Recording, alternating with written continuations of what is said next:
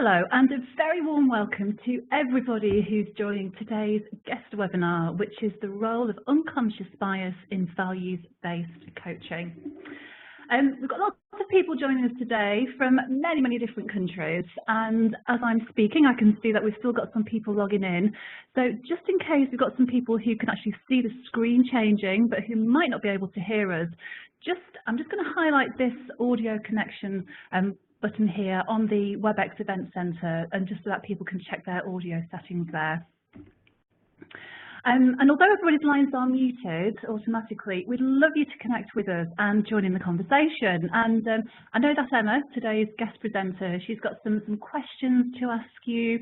So if you go to that chat box and type in your messages and questions there, and they'll come through to us. And when I say us, this is us. So my name is Sue Marwood and I'm a learning and development consultant here at TMSDI. And I've worked here for about 15 years now. And during that time, I've had the pleasure of meeting many of you who are joining today's webinar because you're part of the TMSDI network of accredited facilitators. And I know we've also got some people attending today who I met just yesterday at some of the Coaching York events, which are running as part of this year's International Coaching Week.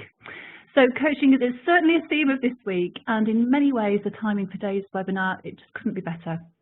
And I'm absolutely delighted to welcome today's guest presenter, Emma Coller.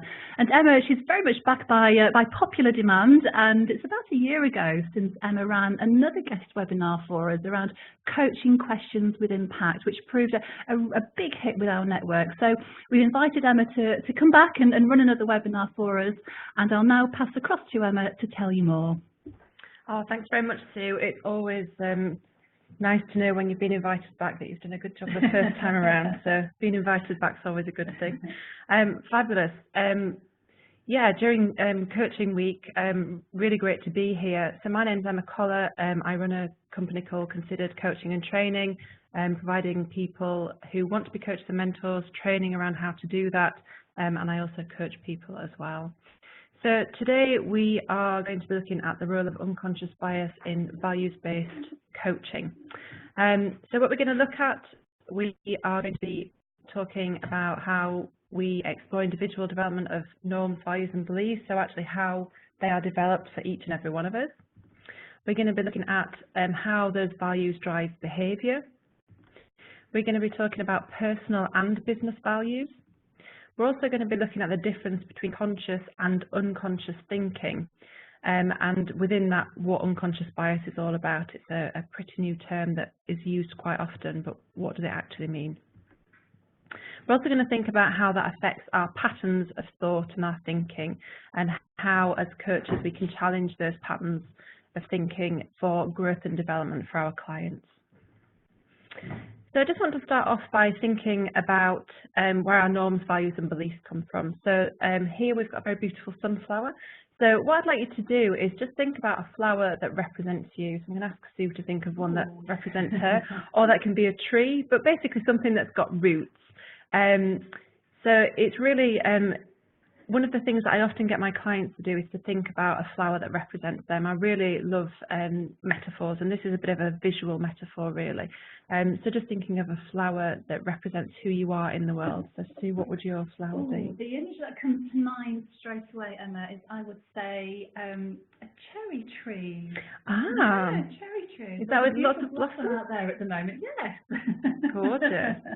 Yeah, I can see that in my mind now. Beautiful pink blossom tree, gorgeous. So the flower is really a visual representation of who you are, how you display to people in the world, the thing that people can see. But as with all flowers, as with all trees, blossom trees or otherwise, all of those items have got roots. So what we're going to have a look at is what those roots are, where they come from, and how they affect our values.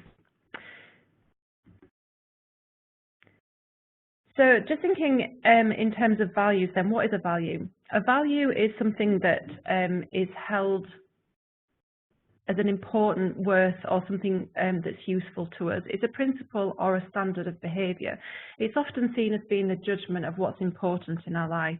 So there'll be lots of different people have lots of different kinds of values.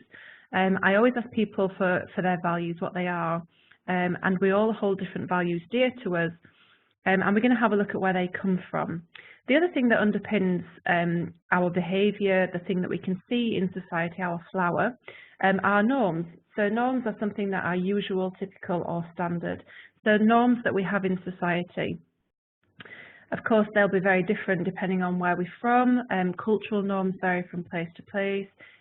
Where you've been brought up and how you've been raised will also affect the norms that we have.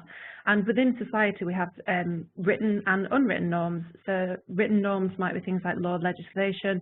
Unwritten norms, again, depending on where you're from, might be things like we know that we need to stand in a queue at the supermarket. We also have beliefs, which is an acceptance that something exists or is true, especially one without proof. So beliefs are very much things that we hold dear to us as well, and they again underpin our behaviour, the things that we can see every day in our lives. So for some people, beliefs might be religious beliefs, there might be philosophical beliefs. It can be any kind of belief that people hold and value in their everyday lives. So where do these come from? There's a guy called Maurice Massey who's a sociologist, and he basically talks about how we develop these norms, values and beliefs. And I think it's quite interesting to think about this because often our values, norms and beliefs, we kind of sometimes wonder why we have them and where they come from. So this is a great model to show us.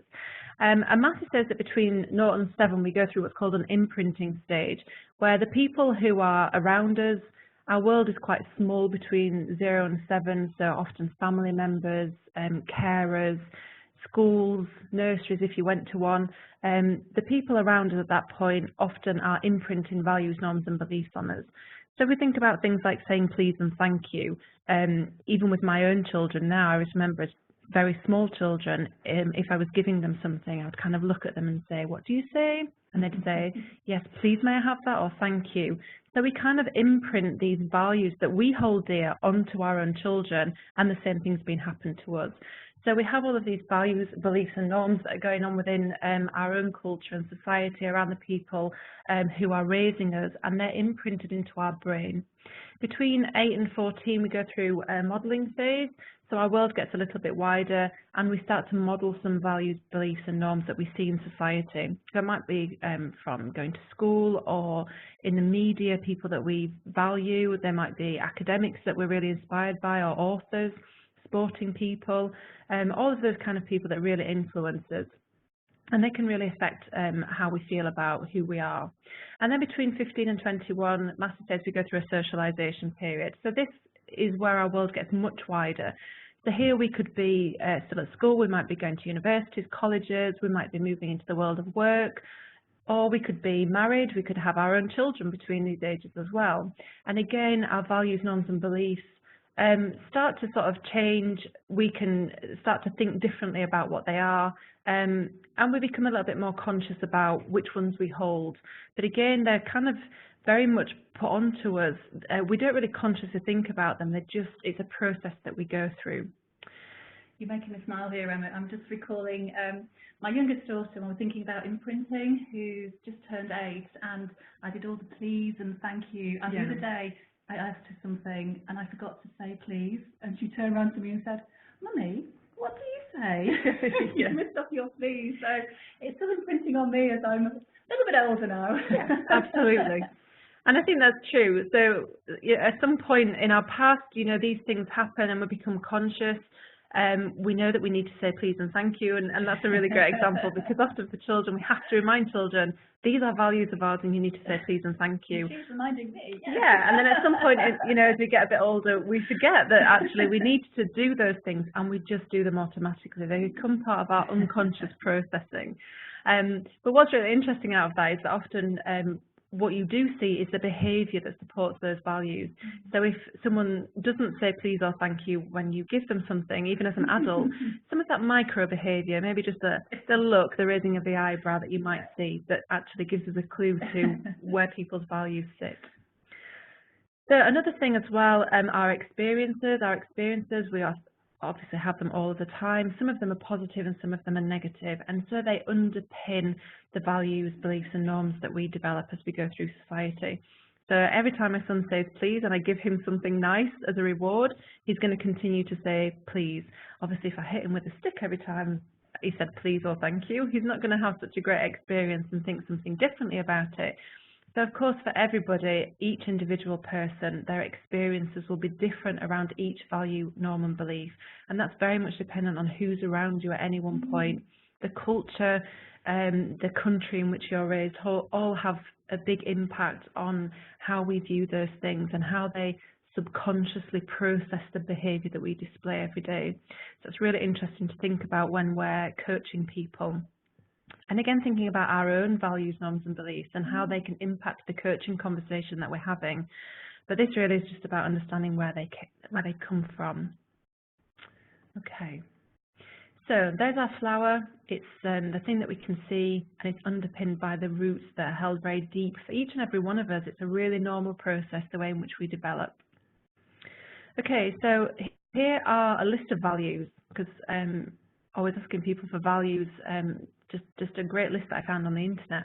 So I'm just wondering what your values are. I don't know whether people might want to add some of their own values into the chat box.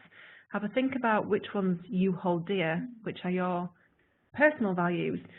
One of the things that I often ask people when I'm delivering training is for them to come up with different values that they've got.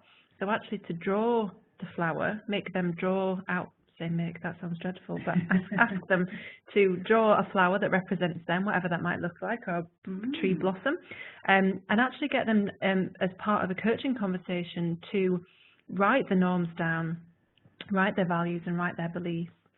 So just looking here, oh fabulous, we've got some coming through. So energetic, dependable.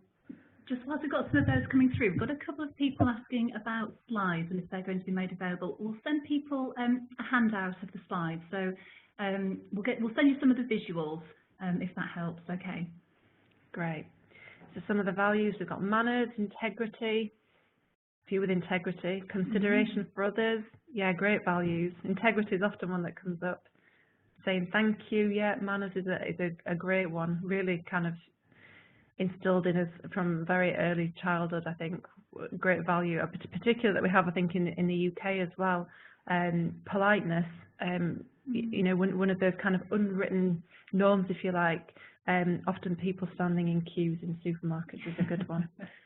We all kind of feel like it's a norm that we have. It's something that we hold dear to us, and again, you sometimes see that micro behaviour coming in when people don't quite stand in the queue. If they push in front of you, you get lots of head shaking, and some people actually do say things, don't they? Yes. If, like you say, if our values are infringed upon, then we can go to defending those values at times. Absolutely, really important. Okay. So I just want to talk about the understanding of values. If you are coaching someone around values, whether that's work values or personal values, then it's really important to actually understand the meaning. We don't see the world as it is, we see it as we are. That's a really great quote that I love from Anais Nin, and it just makes so much sense that we kind of all have these different roots, these different ways of being that we learn from the moment that we're born. Often a lot of this information we're not born with, we learn it, it's learned behaviour. And values are certainly that as well. They're very much learned from, as we say, from lots of different places. So one of the things that I always do with clients is get them to think about, what does that actually mean? So I've just recently had a coaching client who came and talked to me about wanting success. She kept talking about how she was really interested in moving from one career to another. And she used this great metaphor. She kept talking about jumping over the fence. I just need to jump over this fence into this new career that I desperately want to have. And the word that kept coming up time and time again was success. So we sat down and said, well, let's have a think about, what does success actually mean to you? And I got her to write this out. So we wrote success down on a piece of paper, and we wrote all of the things that underpinned what success meant. And these were the things that she was talking about. So she was telling me that success means to her that you have a big house and a fast car, you get this great paycheck. It's about family, social status, and expensive holidays.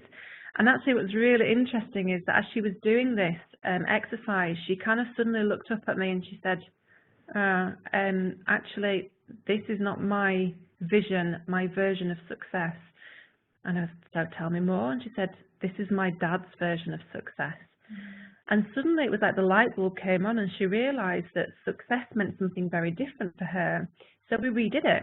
And I said, now write your version. So she did, and her version of success was to have a modest house, to have a modest car. She just needed to pay the bills on the house that she had. She wasn't really interested in even buying a house. She was happy to rent where she was. Her success was about spending time and being with friends rather than family. She was single, she didn't have any children, and actually that suited her and served her really well. She's really interested in charity work, and she wanted to travel, but her travel included that charity work as well.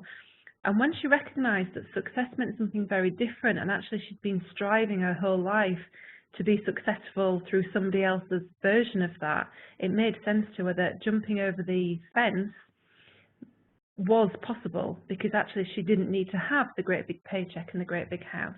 And so when you put the two together, it was a real light bulb moment for her. It was incredible to see.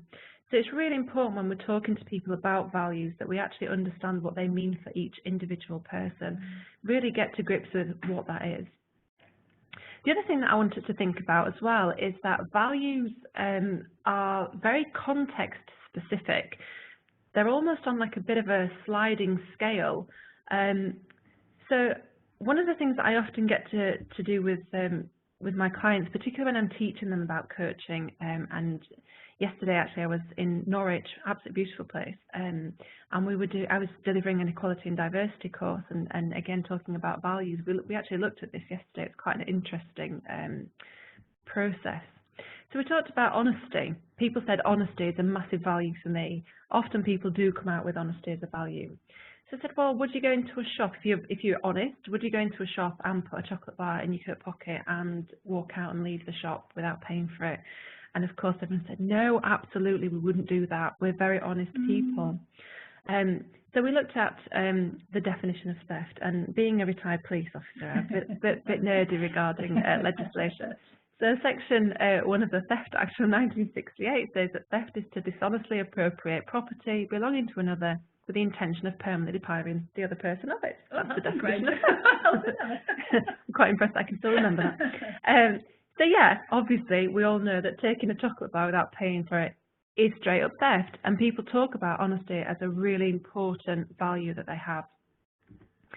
But what happens if you go to the shop to buy your chocolate bar, so you're honest and you pay for it, and you pay with a £10 note, and you get home, so you've left the shop, you've got home, and then you realise that you've been given the change for, you've paid with a £5 note, and you realise that you've got the change from a £10 note. How many people would actually then go back to the shop and say, I've got too much? And again, I asked this question of my students yesterday, and it was surprising how many people thought that they probably wouldn't go back to the shop. But again, it's straight up theft. Really, it is. It's the same thing. At the point that you decide that you're going to keep that money.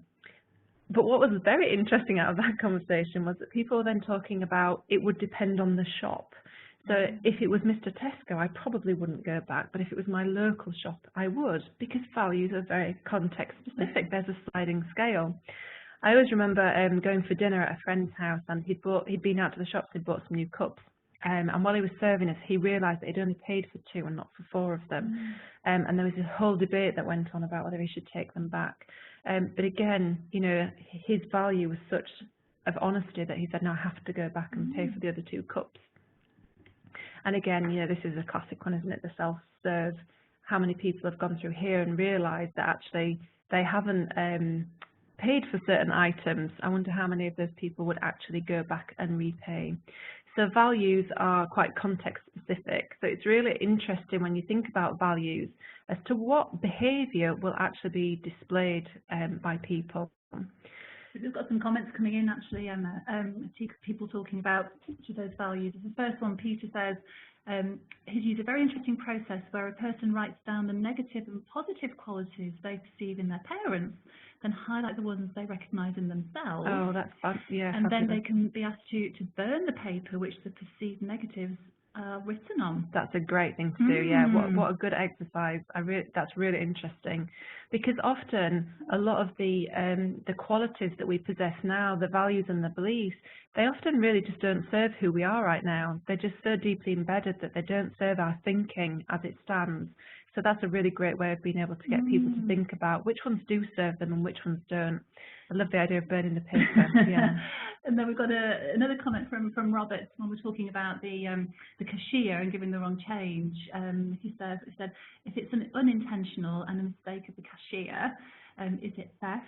If it's $5, for instance, and a 20-minute trip going back to the shop is now going to cost my time and resources, which are more than $5. Yeah, it's interesting because again, what you get is people kind of then justifying the decision that they're going to make, and I completely understand that, and probably would be thinking in a very similar vein myself, to be honest. Yeah, we did like that, Robert. Thank you. So value behaviour statements are really, really interesting. So actually, from moving just to talking about values, actually putting them into behaviour statements, and this is often where businesses and organisations kind of don't quite get it right, because what you need to do is talk about values as behaviour statements. So if this is a value that I hold, then how will I behave as a result of that value? So within companies, if you can actually move it a step further to get people to really think about what does that actually look like in my day-to-day life? If that's a value that I hold dear, how do I behave around that value? What's actually expected and required of me? So again, you can do that with your coaching clients and actually get them to think about some of their values, but get them to put that into some kind of behavioural statement. Okay, so just thinking about the ways in which we kind of learn how we understand patterns of thought and how we learn information often is done, as I mentioned, at such a subconscious level. So I just want to give you a quick demonstration of a theory that helps us to kind of put some framework around how we learn. So I just want everyone to think about this word. I'm going to put a word up on the screen, and I just want you to think about the first image that comes into your mind. So I'm going to get Sue to do this, okay? So you can either draw it. I often get my students to draw a picture of it, and then we'll all share the pictures at the end, which is quite good fun. But just think about the first thing that comes into your mind. So I'm going to put the word up now. Okay, so it's the word shoe. So when you think about the word shoe, what image does that conjure up? For me, straight away, and this will be of no surprise to my colleagues who are listening, it would be a pointed kitten heel shoe. Ah. Maybe not with a little bit of jewel or something. Oh, nice. That sounds like a nice shoe. And what colour would that be, do you think? Oh, it depends on the outfit, Emma, I would say. Of course, yeah. Okay. So I'm sure you've all got different shoes that have come to mind. I don't know if anybody wants to share the version of the shoe that they thought of. But again, often that will come from, you know, what fits for you, what you like. So if you're very much into sport, you've probably picked a trainer. If you think the majority of your life is at work, you probably picked a great work shoe, or into some other kind of sport, a golf shoe, or for me, a comfy flat shoe, because, you know, comfort comes first these days for me. But basically, what I'm talking about here is a schema theory by Piaget. So one of the ways in which we can think about how we learn is that as children, if you imagine as a very young child, you go out into you know, out with your family and you start to learn. We don't know about these things. You might see an animal that's got 4 legs and a tail, and you look at it and your family member says to you that's a cat. So now I've created this schema. I've got like a little box that's sat in my mind, in my brain, saying, okay, so things with 4 legs and a tail, it's a cat. The next time I go out, I see something else with 4 legs, a tail, and I think, oh, it's a cat. Actually, no, it's a dog. So what we're doing all the time is we're building on the schema that we have. And the reason I mention this is because it's a really interesting way to understand how we develop our learning. Now, the brain is a really, really lazy thing in our body. Its whole intention is there to keep us alive. And so what it does is it will just process information as simply as possible. So it puts things into boxes, if you like, and every schema will look completely different. So here's pictures of lots of different kinds of shoes. So again, you know, for different people from different cultures, their version of their shoe will be very different. So we see the world, as I said, as we see it, not as it is. But this is how we develop information. So we build on these kind of processes of blocking information, so that it makes it easier for our brain to be able to process that information when we need to think about it. So the thing that we can see that underpin all of this are behaviours. We can see behaviours all of the time in people. That's the flower, I guess, that you can see in the world, which is underpinned by these roots, often which are imprinted on us. So we've got our values, which are underpinned by positive and negative experiences, the norms that we abide by in the cultures that we live in, and the beliefs that we have. We've just had a question come through just before we touched on the shoe exercise, Emma. Gordon says, can you just expand a bit on what you mean by putting your values into behavioural statements, please? So yeah, it's a great question.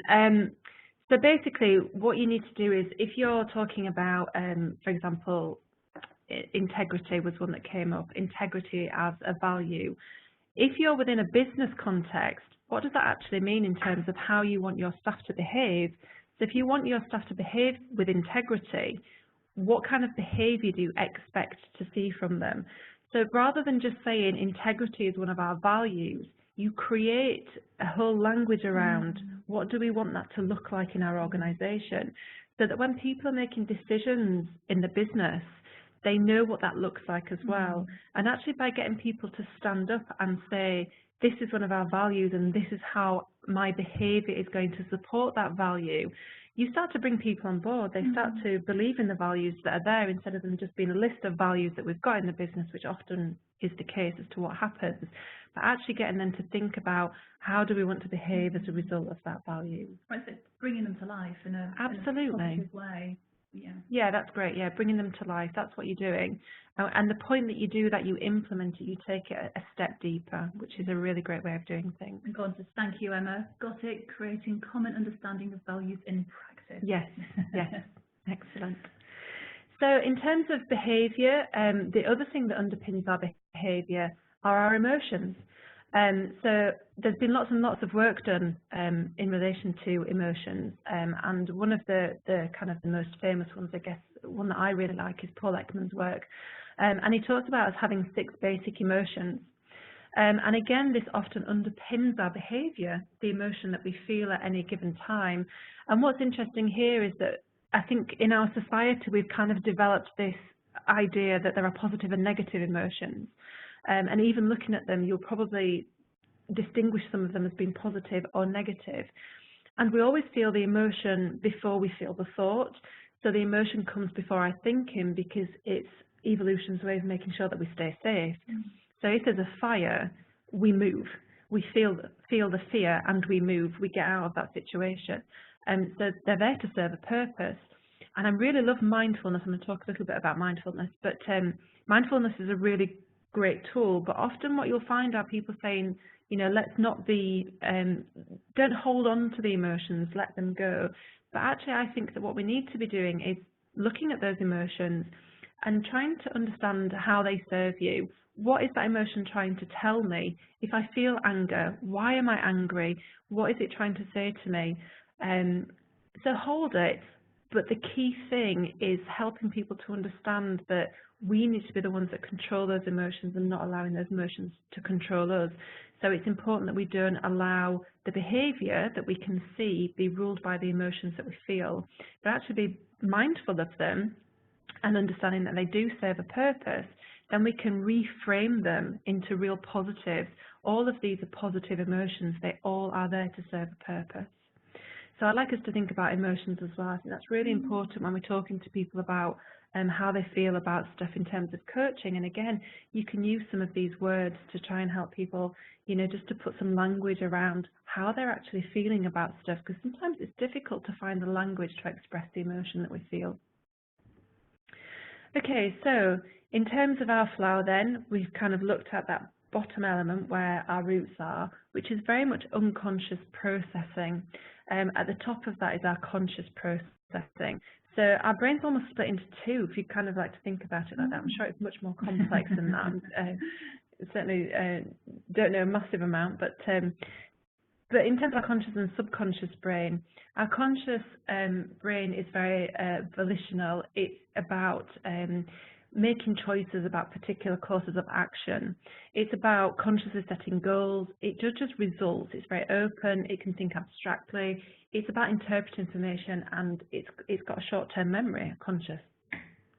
Subconsciously, is where we develop habits. That's where our habit forming comes from. It helps to monitor our body. So obviously our body's working all of the time. We don't think about breathing. It just happens. The subconscious is there to keep us safe. That's what it's for. It often directs our behaviour, but because it's doing so at such a subconscious, based on all those norms, values and beliefs that we've all got really deep down in our roots, without even consciously thinking about it. Another thing that our subconscious does is, again, through evolution, one of the main things is that we want to be in groups. We need to be within an in-group. It's the safest place to be. And obviously, you know, thousands of years ago, being in the in-group literally would save your life.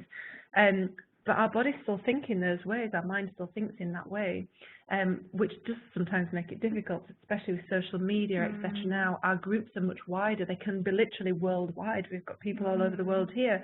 So thinking about being in the in-group and not being in the out-group subconsciously can cause us quite a lot of stress. That's one of the reasons that it does when we think about the kind of the groups we're in now.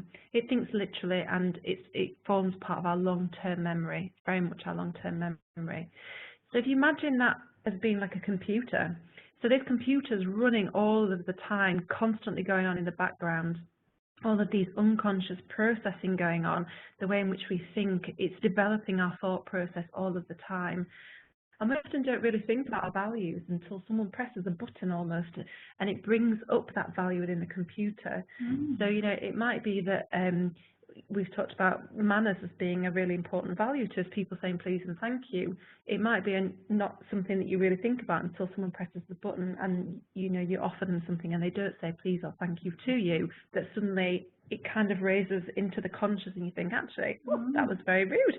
And you might say something, or there might just be those micro behaviours, you know, just a tut or a raising of an eyebrow or something that you might do. So I'm kind of going to go away from one of my own values. As you can see, I don't put much on my PowerPoint slides because I like people to see pictures. So please forgive me because this next one has got a lot of writing on it. But it just kind of sums up where we've got to. So I'm just going to put it on and read it out. And it's a section from Stephen Covey's book. I love his book, By Design or Default. And it says it's a principle that all things are created twice, but not all first creations are by conscious design. In our personal lives, if we do not develop our own self-awareness and become responsible for our first creations, we empower the other people and circumstances outside of our circle of influence to shape much of our life by default. We reactively live the scripts handed to us by our family, associates, other people's agendas, the pressures of circumstance, scripts from our early years, from our training and our conditioning. These scripts come from people, not principles, and they rise out from our deep vulnerabilities, our deep dependency on others and our need for acceptance and love, for belonging, for a sense of importance and worth, for a feeling that we matter. So it's a really interesting, I just kind of really like how that brings everything together, because what we're talking about is how sometimes our thinking, the way in which we think, some of the values that we think that we hold dear are actually given to us. They've been imprinted on us.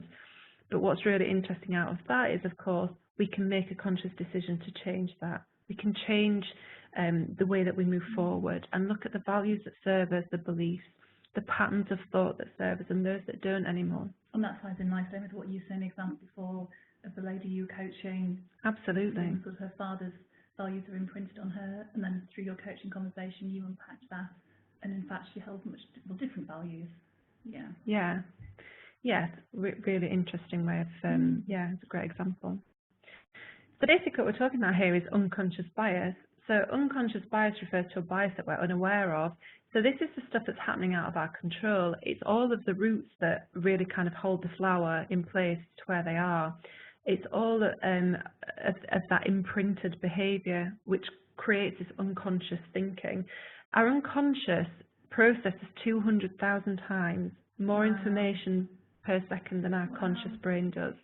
So before we've even had time to think consciously about something, our unconscious has already given us an answer because of the schema, because of the way in which our brain is lazy. It just needs to provide us with information, so it just digs down what's already there, what do we already know, and that's what we kind of base our behaviour and our thinking on quite often. So it's about kind of knowing that we have this, and it's really natural and normal. It's how all of us work. So we naturally prejudge lots of different information all of the time, because otherwise, you know, it would be very difficult because there's so much information in the world for us to process. So there are many different kinds of unconscious bias. There's implicit bias, where we think about how we use our attitudes towards people. So we've got negativity bias. Really interesting thinking about negativity bias. Our mind is wired to be more negative. It strongly processes negative thinking rather than positive. And there's a study that's been done that says 80% of our thinking is negative. And again, because our brain's natural default position is to protect itself, often, you know, you don't stay up at night worrying about what an amazing day you've had. You lay up at night awake worrying about the things that haven't gone well. And the reason that that happens is because we have negativity bias. It's a really normal way of our brain processing information, because if something's happening that's not good, then our brain needs to put something in place to make sure that we're protected. So we naturally move towards negative processing. Again, emotions fit really well within there. So emotions are often there to tell us about something. We just need to you know, kind of give them time really to process. Confirmation bias is another one, where all of those norms, values and beliefs, what we do is we try and confirm that those are true. So we don't like to be in cognitive dissonance. We like to feel everything's in alignment. So if anything is out of balance, it doesn't sit with our values, norms and beliefs, then what we'll do is we'll try and confirm the bits out of people or situations that confirm how we feel. And of course, gender bias is another great one. So really kind of thinking about you know, how we develop gender scripts and stereotypes around gender. Again, it helps us to think about our patterns of thought. So another really interesting unconscious bias that we kind of have got to. So just want us to think about values in businesses. Okay, so values in business is really interesting, because when we move into work, we have kind of our own set of values. So imagine you've got one set of values in one pocket, and then you get given another set of values by the organisation that you work in, and told that you need to kind of think about making your decisions based on the work preferences or the work values that you've got. And often what I find when I'm coaching people is that there's a bit of a weighing up to be done about our personal values and business values. And sometimes do find quite often that people just are not aligned, their values don't match. But again, putting those behavioural statements around values can be really impactful and important for many people. So yeah, that's a really interesting thing to think about in terms of workplace values as well. How aligned are they? There's this really great publication that I came across recently. That's the link over here. If you'll all get a copy of the PowerPoint to be able to take this and have a look at the full article. But it talks about how, particularly around charities, but how values work and when they're working, what needs to happen. So this kind of was the key outcomes that came from this piece of research, which is quite good. So values in organisations, values-driven organisation is one that lives its values. So it's not just telling people these are the values, it's one that actually lives them. When they're used effectively, they provide a common bond between diverse stakeholders. Values are expressed in what an organisation does and how it does it. It's really important that that's happening, and exploring and articulating values is really beneficial. So again, kind of moving it from just these are the values to behaviour. People are the vehicles of the values. People have to really believe in the values of organisations, and if they're not, then the misalignment comes. Having strong values can have positive impact on recruitment, so recruiting around values, and they have to be all the way through the business, not just top down. And again, using them to have discussions and debates is really powerful. They can be used as management tool, and you can reflect and evaluate the business, where it's been and where it's going. And they can be a real touchstone for organisations that face change as well. So really important to think about not just our own personal values, but how they fit into organisations. So in terms of coaching, actually having coaching conversations with people around value, we talked about the role of unconscious bias in values-based coaching. One of the things that you can really do with people is to just help them be mindful. So if you think about the roots, all of the thinking that comes, our patterns of thought, come from our values and norms and beliefs, and obviously so much more as well. But if you think about the spark to the flame, the spark's like the thought, it's there, it's just kind of, you can see it's just coming out. But actually, once you carry on with that thought, once you carry on with the match, it becomes a full flame. So actually, by being mindful in between that space of the spark and the flame is really valuable to help people. So rather than saying, don't feel this, don't feel that emotion, don't let that negative thought come in, that value doesn't serve me anymore, let's get rid of it. Just allow them to sit. Just be mindful over them. Have a look at what they're saying, what they mean to you, and do they serve you or do they not serve you? And once you start to just allow them to be there, then you can spend some time thinking about them. And you can do that by breaking the pattern. But you have to first be aware. Be aware of the pattern of thought. Be aware of the values that don't serve you anymore. And you can do that in that space between the spark and the flame. And once you're aware that that's there, and actually, does it serve you or does it not? Like the great comment that we had earlier about, you know, kind of writing the negative and the positive ones down and getting rid of the ones that don't serve us, then we can actually start to break it apart. So we can then start to do something in the coaching conversation that really helps us to break those patterns of thinking that don't serve us anymore and actually change them. So here's a couple of examples of some questions that you might want to use. So you can ask people, what are your values? But again, making sure that we don't assume what those values are for people, but really testing, what are they? What do they actually mean to you? You know, the example that we had before about success. How do they support your why? So the bigger picture, you know, we've all got a why we're here, why we get up on a morning. How are the values supporting that? Are your values valid? Are they relevant and are they current? Great question. How do your values manifest in your behaviour?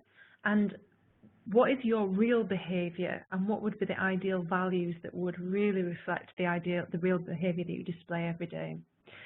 What are the business values, and are your values aligned? We've got some comments coming in as you're talking through these questions, Emma, and Peter says, breaking the pattern, so linking it back to the previous slide, a question might be, what's that telling you? Or maybe what part of you is talking to you there? Oh, that's great, yeah. Yeah, that's fabulous. And people that know about transaction analysis, you know, if you think about the different ego states, often we actually internally use those ego states to talk to ourselves. So that's a really great thing to think about. You know, which one of those ego states is talking to you at any one time? That's yeah, brilliant. So some coaching questions that you can use. There are loads of different tools out on the internet you can get actually around values. This is just one of them. You can buy things like coaching cards. I know that TMSDI do the values profile, but you get some coaching cards as well, values cards with that. But yeah, again, you know, these are really great resources, and there's a little card in them that tells you different ways that you can use them. But there's loads of different ones. This is one example.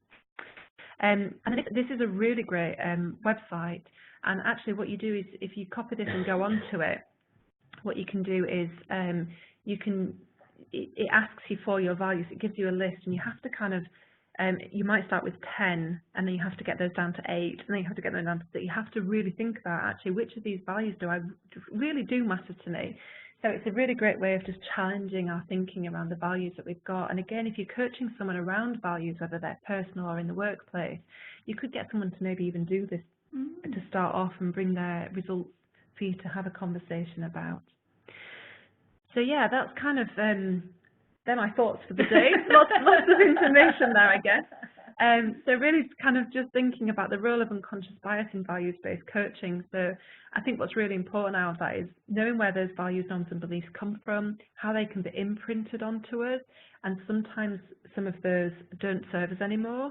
So actually spending time with clients thinking about what their values are and making sure that they're relevant and current, and looking at how that actually informs our patterns of thinking, and again, whether that actually serves where we are or whether it's causing us a blockage to get to where we are.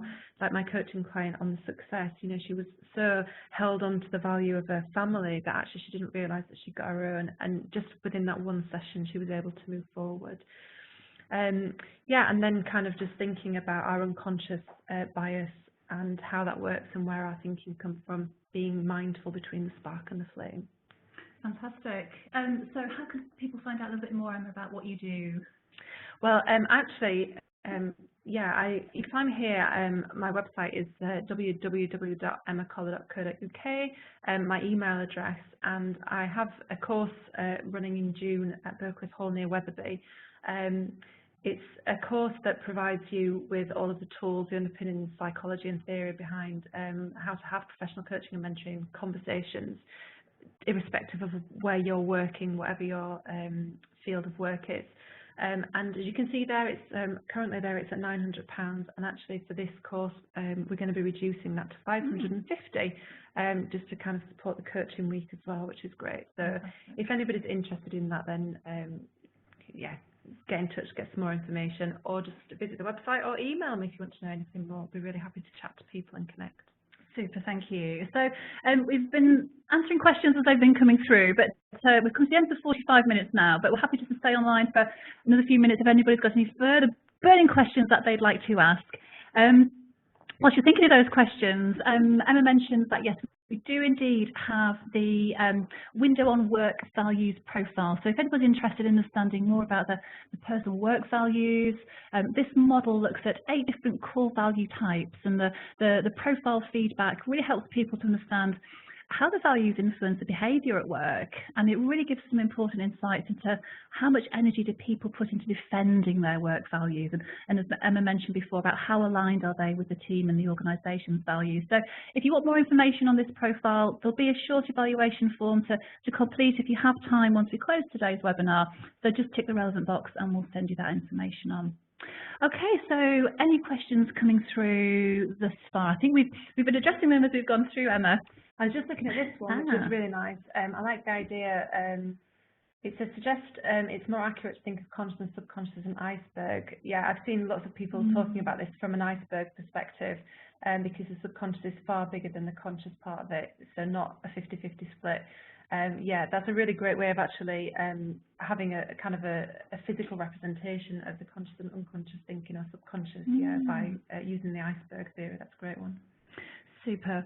Right, well, so we've come to the end of our time now, so thank you. First of all, a big thank you to Emma from everybody here at TMSDI for a fantastic webinar. I'm sure we've got comments coming in already about so much food for thought, some great analogies, some metaphors, some things to think about, lots of references, lots of resources Emma's mentioned. So hopefully, as I say, very apt during the International Coaching Week that Emma was available to run this for us. So people seem to, from what they're saying, getting a lot out of the today's webinar. So thank you to Emma, and thank you to everybody who's spent the last 45 minutes with us. We've really enjoyed your company, and thank you for all the comments and the questions that you've sent during the course of the webinar. So all I want to say, enjoy the rest of your day, and look forward to hearing from you soon. Take care. Bye-bye. Bye.